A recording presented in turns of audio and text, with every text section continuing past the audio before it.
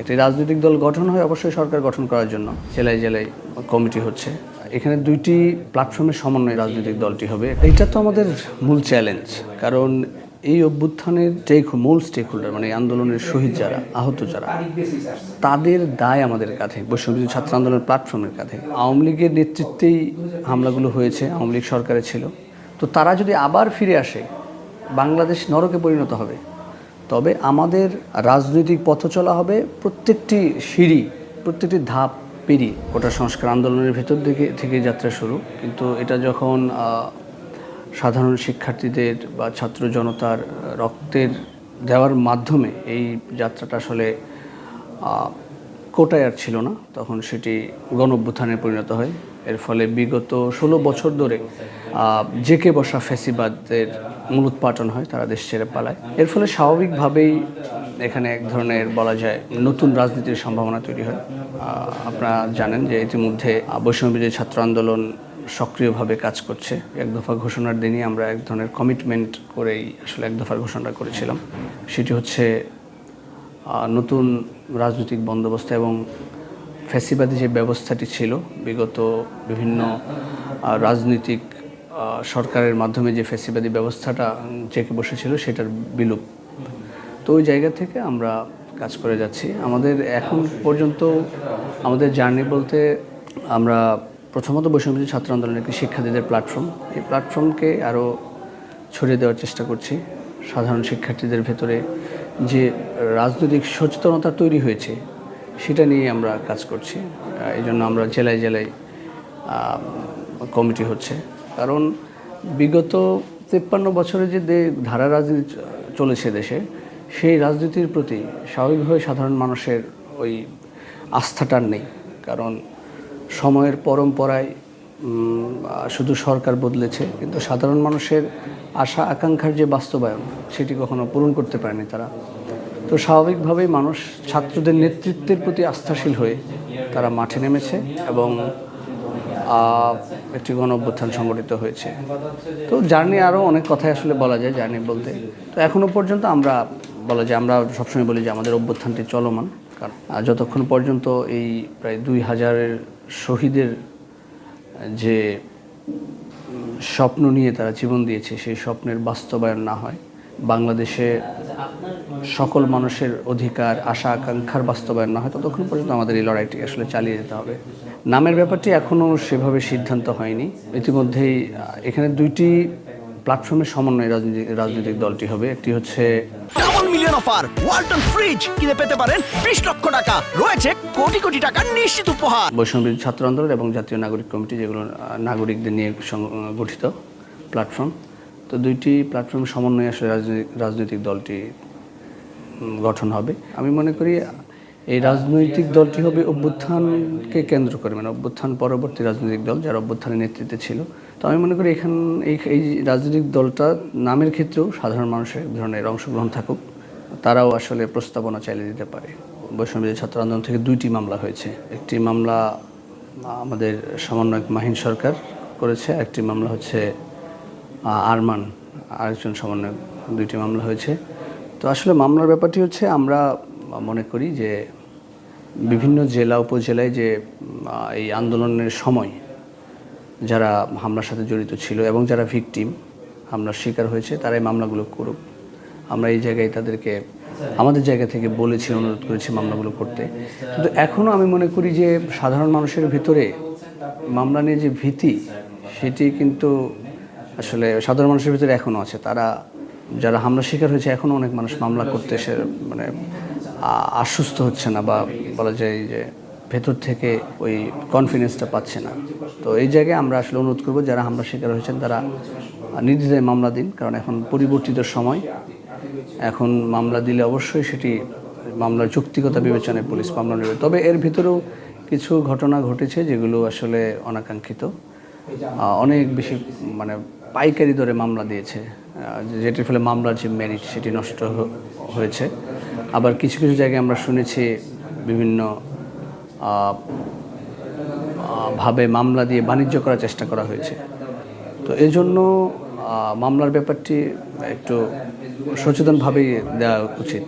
এবং আমরা আশা করব যারা হামলার শিকার হয়েছেন তারা নির্দ্বিধায় সন্ত্রাসী যে সংগঠন এবং যে সকল সন্ত্রাসীরা হামলার সাথে জড়িত তাদের নামে মামলা করুন। এইটা তো আমাদের মূল চ্যালেঞ্জ, কারণ এই অভ্যুত্থানের যারা বলা যায় মূল স্টেক হোল্ডার, মানে আন্দোলনের শহীদ যারা, আহত যারা, তাদের দায় আমাদের কাঁধে, বৈষম্য ছাত্র আন্দোলনের প্ল্যাটফর্মের কাঁধে। যদি এই আন্দোলনের বা এই হত্যাগুলো সংঘটিত হয়েছে এটির বিচার সুনিশ্চিত না করা যায়, সেই দায় আমাদেরই নিতে হবে। তো সেই জায়গা থেকে যেহেতু আওয়ামী লীগের নেতৃত্বেই হামলাগুলো হয়েছে, আওয়ামী লীগ সরকারে ছিল, তো অবশ্যই আওয়ামী লীগের বিচারের সম্মুখীন হতে হবে। এবং ছাত্রলীগ তার কর্মকাণ্ডের জন্যই নিষিদ্ধ, তো নিষিদ্ধ সংগঠন প্রকাশ্যে আসলে সেটা আসলে আইন শৃঙ্খলা বাহিনীর দায়িত্ব তাদেরকে নিবৃত করা, তাদের গ্রেফতার করা, কারণ তারা হচ্ছে এখন নিষিদ্ধ ঘোষিত সংগঠন। আর তারা যদি ব্যর্থ হয়, সেই ব্যর্থতা অবশ্যই আইন শৃঙ্খলা বাহিনীর তথা এখন যারা সরকার রয়েছেন তাদের নিতে হবে। অবশ্যই আওয়ামী লীগ পরিপূর্ণ বিচার সুনিশ্চিত করার আগে কোনোভাবেই বাংলাদেশের রাজনীতিতে বাংলাদেশের জনগণই তাদেরকে ফিরতে দেবে না, এবং আমরা বৈষম্য ছাত্র আন্দোলন তো কখনোই তাদের বিচার সুনিশ্চিত না হওয়া পর্যন্ত সেই সুযোগ দেব না।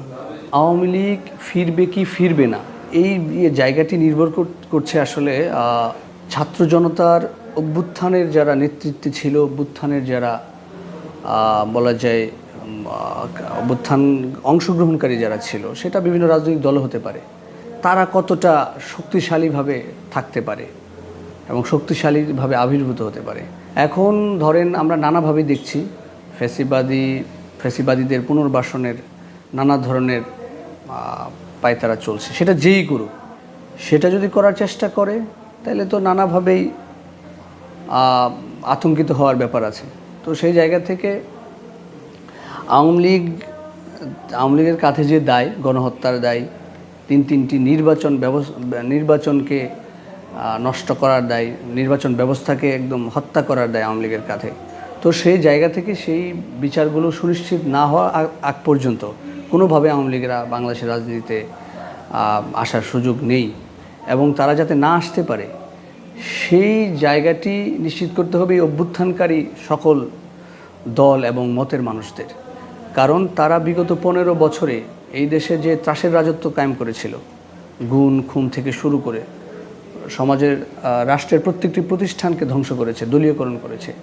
তো তারা যদি আবার ফিরে আসে, বাংলাদেশ নরকে পরিণত হবে। বাংলাদেশকে আগ্রাসন মুক্ত রাখতে, কোনো দেশের করদ রাজ্য না বানাতে যদি বাংলাদেশের মানুষ চায়, আসলে আমি বলবো যদি এটা চায় তাহলে অবশ্যই ঐক্যবদ্ধ হতে হবে, এবং ফ্যাসিবাদ বিরোধী যে ঐক্য 5ই আগস্টের আগে গড়ে উঠেছিল সেই ঐক্যকেই ধারণ করতে হবে, এবং সেই ঐক্যকে ধারণ করতে পারলে আমি মনে করি যে আওয়ামী লীগ ফিরে আসা যে শঙ্কা সেটি থাকবে না। অভ্যুত্থানের ফলে মানুষের ভেতরে নতুন করে কিছু আকাঙ্ক্ষা তৈরি হয়েছে, বিশেষ করে তরুণ জনগোষ্ঠীর প্রতি একটি আকাঙ্ক্ষা তৈরি হয়েছে, এবং বিশেষ করে এই সময়ে বাংলাদেশের তরুণ সংখ্যাগরিষ্ঠ, তারুণ্যের সংখ্যা অনেক বেশি। তো তাদের তো নিজস্ব একটি ভাষা আছে। তো আমি মনে করি যদি তরুণদের রাজনৈতিক দল হয়, সেক্ষেত্রে তরুণরা সবচেয়ে বেশি এঙ্গেজ ফিল করবে এখানে, এবং এক্ষেত্রে নির্বাচনের ফলাফল কী হবে সেটা তো সাধারণ মানুষই আসলে বিবেচনা করবে। আমরা তো আসলে এই নির্বাচনে আমাদেরকে সব পেয়ে যেতে হবে সেটি এমন না। একটি রাজনৈতিক দল গঠন হয় অবশ্যই সরকার গঠন করার জন্য, তবে আমাদের রাজনৈতিক পথ চলা হবে প্রত্যেকটি সিঁড়ি, প্রত্যেকটি ধাপ পেরিয়ে, মানে প্রত্যেকটি ধাপ এক এক করে আমরা পেরোতে চাই। সেই 1971-এর জনযুদ্ধ, জনমানুষের আশা আকাঙ্ক্ষা বাস্তবায়ন না হওয়ার ফলে আবার 24 একটি গণ অভ্যুত্থান, রক্তক্ষয়ী গণ অভ্যুত্থান সংঘটিত হয়েছে। আমরা চাই যে এই জায়গা থেকে, এই জায়গাকে ধারণ করে একটি রাজনৈতিক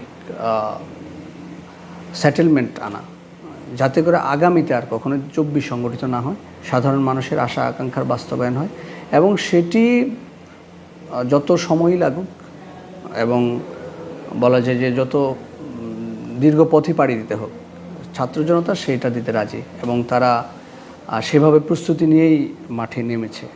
এখন যেহেতু তারা সরকারে, তাদের ব্যাপারটা আমি আসলে সেভাবে বলতে পারছি না। তবে যদি রাজনৈতিক দল হয়, এখানে অনেক স্বাভাবিকভাবেই রাজনৈতিক দলে অনেক মানুষ আসে, অনেক পেশার মানুষ আসে, অনেক মতের মানুষের এক ধরনের সম্মিলন হয়।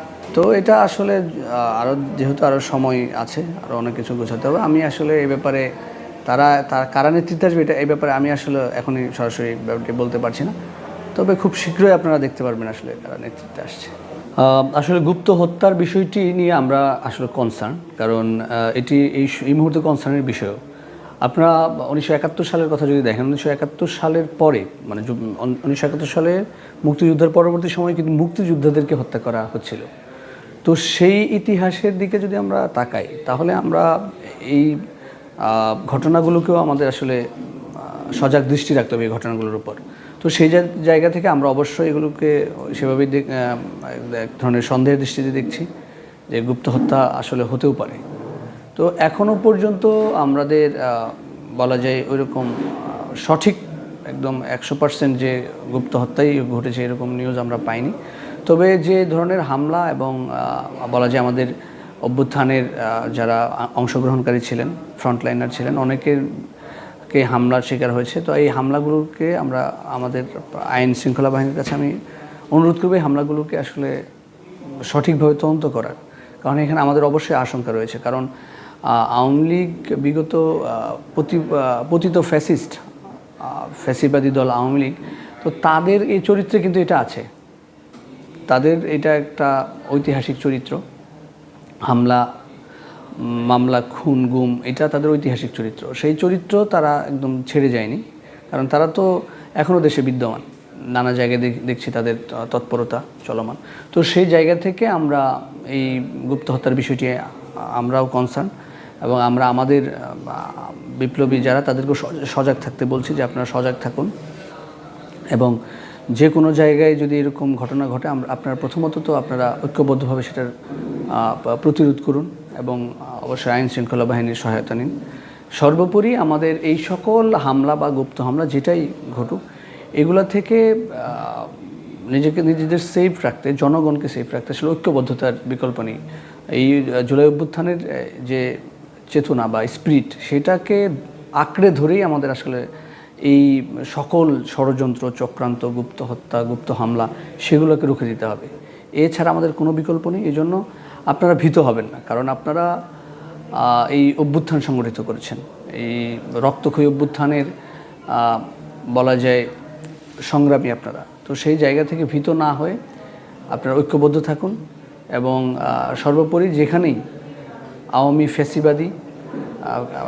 ফ্যাসিবাদীদের উৎপাত দেখবেন, আপনারা আইন শৃঙ্খলা বাহিনীর সহায়তা নিয়ে তাদের নামে মামলা দিন এবং তাদেরকে গ্রেফতারে সহায়তা করুন।